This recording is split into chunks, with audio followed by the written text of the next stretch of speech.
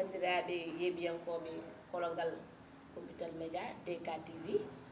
on calminama on beltanama on ñaganama Allah moƴƴere mbiyam ko ɗum e jaam bandiraɓe ndeysaan en garti hande kadi yidde yewtidde e leñol ngol yidde yewtidde e bandiraɓe meɗen rewɓe e worɓe kala eɗen gandi paaɗen koye juulde taski ko heddi ko e juulde taski wiyete hankkadin ko balɗe wadde noon bandamen alay saago gossodiren hen miijoji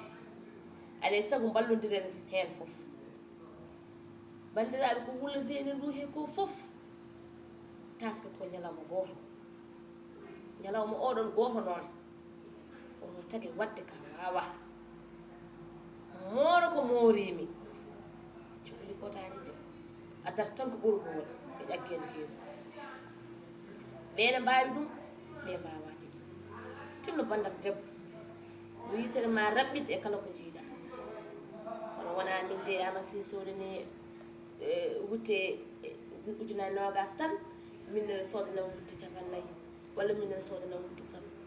bandiraɓe fedde fotani wona yimɓe fof goni gotum ma wood jiɗɗo wadde ha maaye taw wondi ko ala wadde ko enen ballata worɓe ɓe ko enen ballata kadi sukaɓe ɓe wallude worɓe woni holɗum wona an debbo ko jiiɗa fof mbiyaɗo yiɗi wona kaari layyanama min ko mami layyane sa ala noon no mbatta sa ñamlima ɓenni e koñama no mbatta wallude sukaɓe ɓe kadi woni holɗum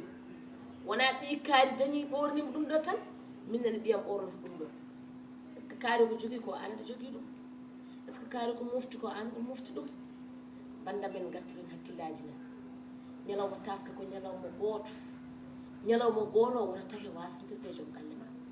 ñalawma goto o wata taki mbiya ɓiyo aɗa fomto fotani gartiren hakkillaji men ganden kala ko ari ko ɓennata ha laaɓa hunde noon so ɓenni yo wontane dartol moƴƴol wasa ɓennude tan an keddoɗa e tampere ko dañƴa ko ɓorno ɗum ka ala ko tinno heddoy hoorema ndeeƴa ndeña eya dañi ɗum eya fewjanama ɗum e ande mbaɗa ɗum a heeɓi noflo debbo yo wumat debbo yo faɗɗat wumde nde woni yo guite ma oto fof hunde kala e guite ma faɗɗude nde woni kadi wona hunde foof nana bandiraɓe ko ɗum woni hen ko jinmi jewten mboɗa andi noon ma denda men barinaɓe ma mbi yaha e kay keeɓi ɗum e kay keeɓani ɗum kono noon balle en ballen joomen galleji en ɓe ballen koyemen ballen joomen galleji en ɓe andude kala tampere mo mbawi dañde hen enen koyemen men dañi hen ko ɓurɗum ngam hay goto yiiɗa sintinede bandiraɓe neɗɗo sa wuuri ha hawre hande artima wuuri ñaago Allah kadi hawride kinale garoje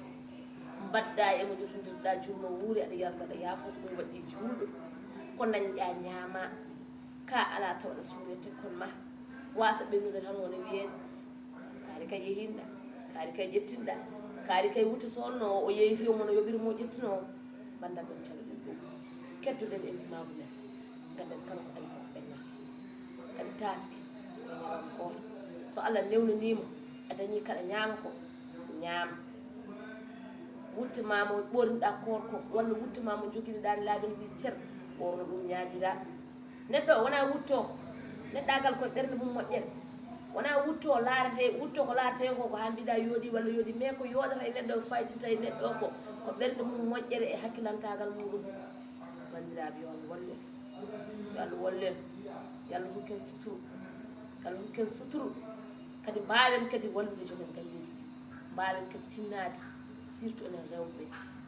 oto won kaari dañi ɗum ɓenni dañani ɗum aɗa tikka yaaha hen ha boniraɗa hen ha boniranoɗa hen ha ko heewi joguma hen taw ñalawma ko ɓenno bandiraɓe